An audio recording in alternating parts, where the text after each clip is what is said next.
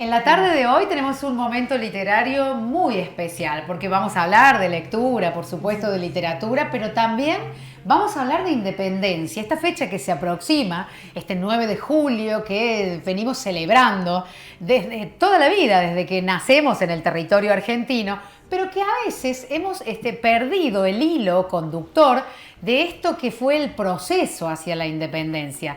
Esta palabra libertad que tiene mucho más que un concepto impregnado en cada uno y cada una. La tenemos aquí y es un gusto recibirla a Romina Soledad Bada. Ella es profesora y licenciada en Historia, es también especialista en Ciencias Sociales, doctorada en Ciencias Sociales, docente, escritora y sobre todo, algo que la caracteriza, es poeta, esa capacidad de poder, bueno, acotar en pocas frases algo muy, pero muy profundo. Por eso es que la citamos. ¿Cómo estás, Soledad? Bienvenida. Muchas gracias por la invitación, un placer estar acá. Bueno, para nosotros también nos encantó un poco la idea de hablar de independencia, no concretamente desde ese proceso histórico con fechas y días, sino ir un poquito más allá.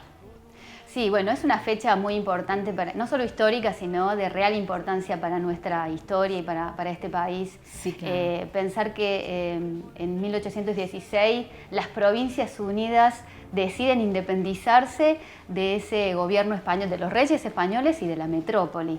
Y ya veníamos, ¿no?, con esta idea de pensar en buscar una alternativa a este gobierno, a esta metrópolis que nos tenía con un sistema que era absolutamente desigual, digo, para los criollos locales, y que siempre, ¿no?, es bastante opresor el sistema colonial. Claro. Entonces fue muy importante para la época lograr nuestra independencia, pese a todos los conflictos y el contexto sumamente complejo que existía. Lograr la autodeterminación de los pueblos, lograr empezar a pensar nuestro propio gobierno, que ya teníamos el antecedente con la Revolución de Mayo. Y poder consolidarlo, por lo menos en un acta oficial, fue realmente muy importante. Y es un legado que nos quedó a los argentinos en esta construcción de país que allí empezaba a germinarse y que creo que en cada corazoncito, esta bandera argentina, este símbolo patrio tan importante que representa nuestro país, bueno, pensarla libre, pensar este concepto nos da como una especie de sensación placentera. Pero vos hablabas de estas provincias unidas, de esto que se pensó en dejar por escrito, y me gustaría pensar ¿por qué se dio en Tucumán? Porque estamos muy acostumbrados a pensar que todo pasaba, incluso en la antigüedad, en Buenos Aires. ¿Qué pasó allí en la historia? Bueno, esa es una buena pregunta, porque es cierto, Buenos Aires era el epicentro de todos los acontecimientos, por así decirlo. Y se eligió Tucumán porque era una provincia, primero estaba en el centro del virreinato, y por otro lugar, no era un lugar de conflicto, digamos, si bien había guerras y demás en los alrededores, no era una provincia que generara un conflicto para, digamos, los integrantes de las provincias que iban a formar este congreso. Es decir, las provincias del interior, mal llamado interior, no quería que se hicieran en Buenos Aires. Claro. Estaban cansados del centralismo de Buenos Aires. Y Buenos Aires no iba a permitir que ese congreso se hicieran en alguna de las otras provincias que estaban en desacuerdo con ellos. Por eso se eligió Tucumán en esa instancia. Y hay un dato curioso, que en ese momento Tucumán era una ciudad, tenía 12 manzanas, había 4 iglesias y un cabildo. O sea, había tertulia y demás, pero era una ciudad relativamente chica, ¿no?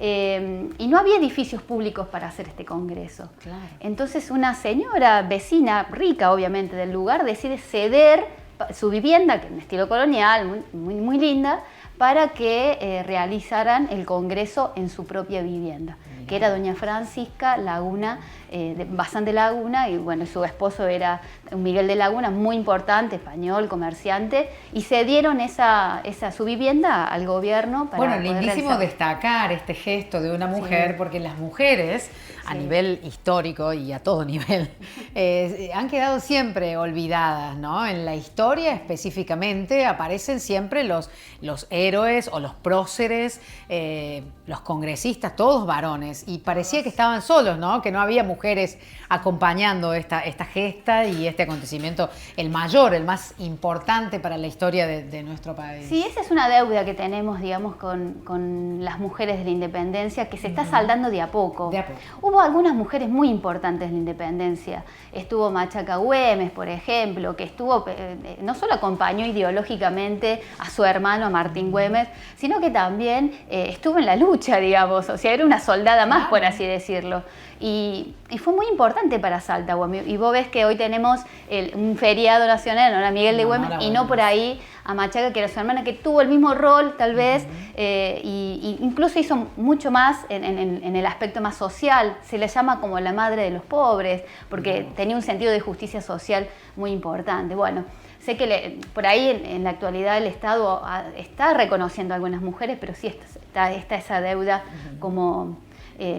pendiente. También hay otras mujeres importantes. Tenemos a Juana Zurduy, de Padilla, que también fue la primera mujer que tuvo, fue designada teniente coronel, ni más ni menos, algo muy atípico para la época. Un cargo militar manejando tropas, digo, y tampoco es que hay una, ¿viste? Aún así aparecen en la historia muy sesgadamente y no como miembros importantes, mucho menos como próceres o, dignas de ser recordadas, ¿no? En la historia como otros varones en sucesos especiales, ¿no? Sí. Ni siquiera este. Sí, eso tiene que ver, primero con cómo se fue construyendo nuestra historia, digamos, tradicional, por así decirlo.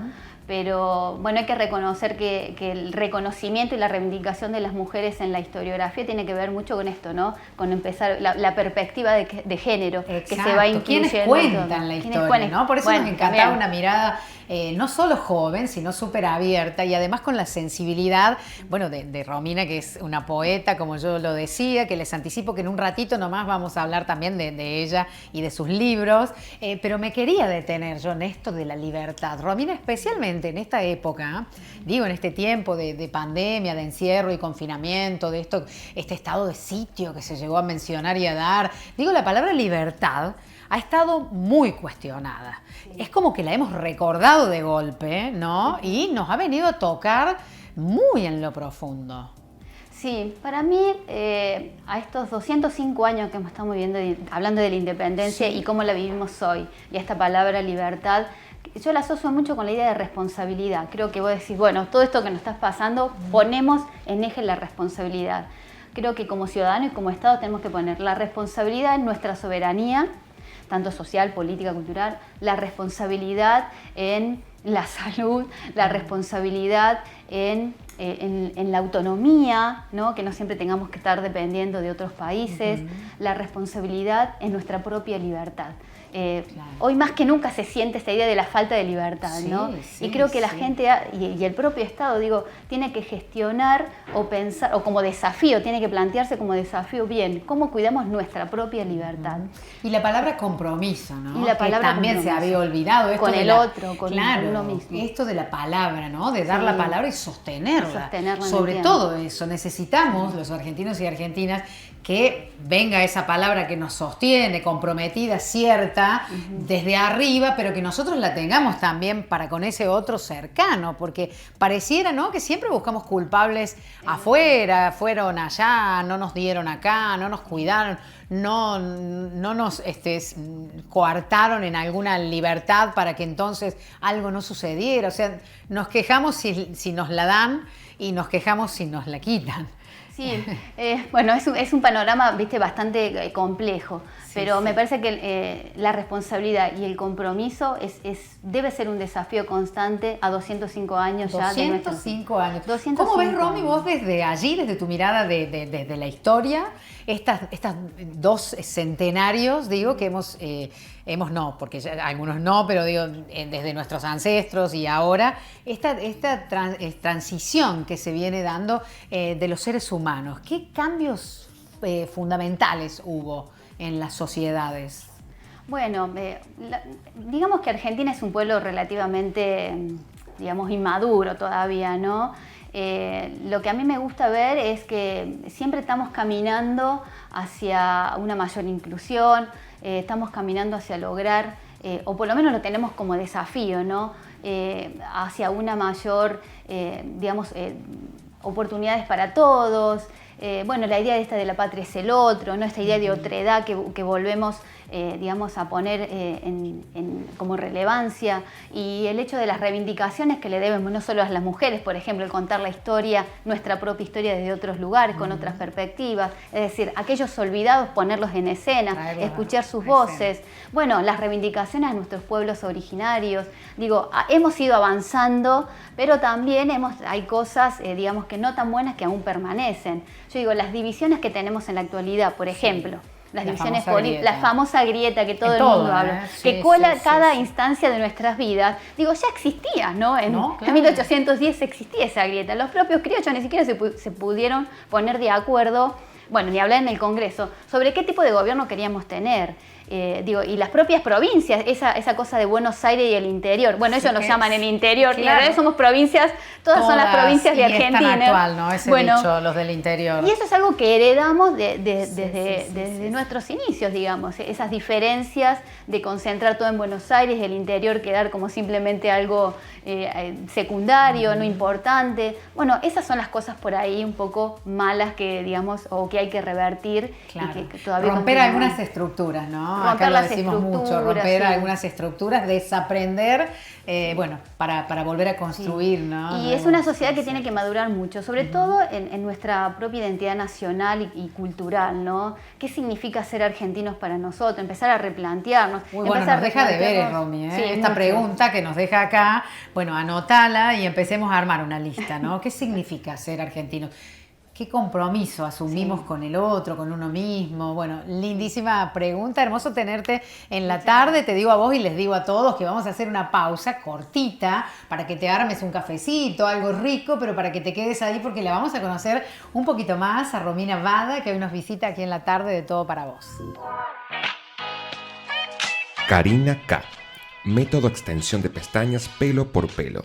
Encontrala en redes, @karinak.lashes.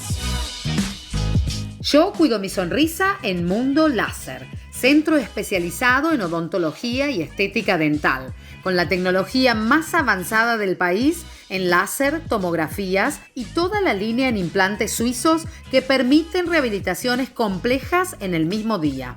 Mundo Láser, una nueva era en odontología digital y de avanzada. Avenida Italia 1214, primer piso B, Río Cuarto.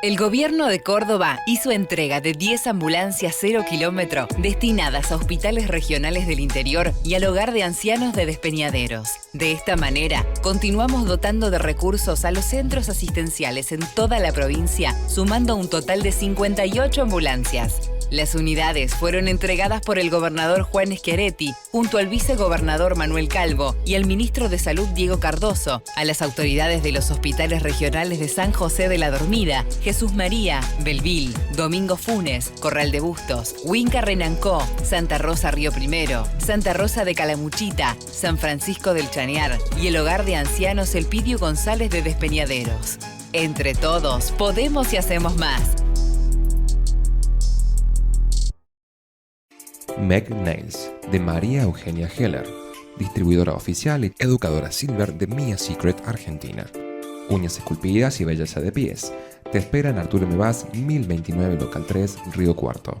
Comunicate al 3584-852-263 o a las redes de Instagram y Facebook @María Eugenia Heller. Meg Nails. Otro año junto a vos, cuidando lo que amás. Somos parte de este vínculo humano-animal. Medicina Veterinaria Mariela Varese, en Suipacha 697, un mundo para tu mascota.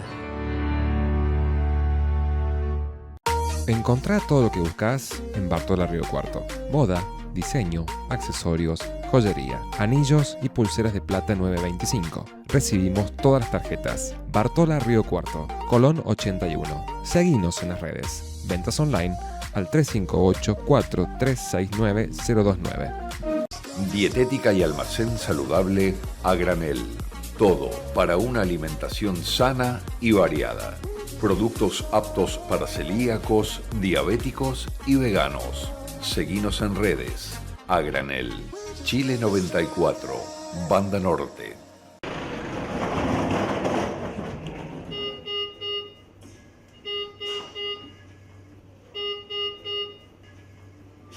No te queremos acá, te queremos con vida.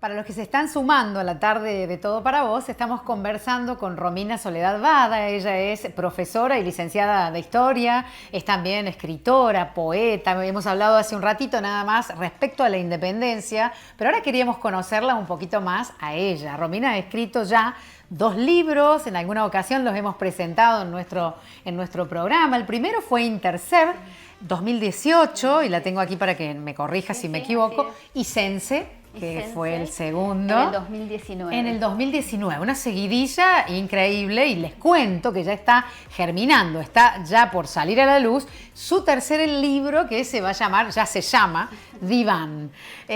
Bueno, felicitaciones por todo este trayecto en lo que tiene que ver con la escritura.